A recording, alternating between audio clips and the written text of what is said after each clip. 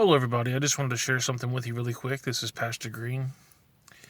So, when I do a lot of speaking to people and evangelizing, when you get really down to it, most of the people that I've talked to says that they can't be a Christian. Jesus won't save them. Things like that. When you break it down, usually there's one instance in their life that started the whole spiral. They'll usually point back to this one point in time something was to have happened. And because of that something happening, it spiraled down to more sin and more sin and more sin. And they get to a point where they feel that they've done so much, they could never be redeemed. And there's many people in the Bible that I could talk about. There's many people in the Bible that have done really bad things. But I usually always bring up the Apostle Paul. And the reason why I do that is because if you read in Acts, I think it's right around Acts 8, I think it is. The Apostle Paul is going around, well, at the time his name was Saul. But he's going around and he's basically putting Christians in prison and he's killing them. And he's doing all these bad things because he feels that he's doing what's right. He actually gets a letter from the church allowing him to do the things that he's doing. And then one day on his road to Damascus, he sees this bright light, and this bright light knocks him to the ground, and it blinds him. And he hears a voice, and it says, "Saul, why do you persecute me?" It doesn't say, "Why are you persecuting my people?" It says, "Why are you persecuting me?"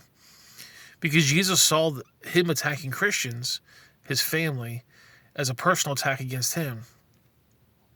And it goes on to say that, Saul was led somewhere to this guy's house, and this guy ministered to him and taught him about the Bible. And after a couple of days, he was able to see again. And then later on, I can't remember the chapter. I want to say there's like 11 or something like that. I can't really remember. I can put it in the comments. He shows back up again, and his name's now Paul.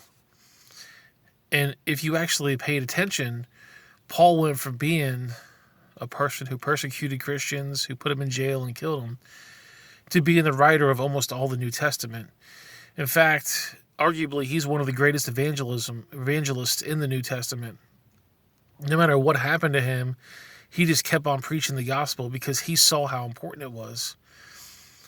And I tell people, this guy went around and he killed Christians. He killed God's kids, and God still forgave him. And not only did he forgive him, he gave him a mission, whereas he was probably the most greatest evangelist in all the New Testament.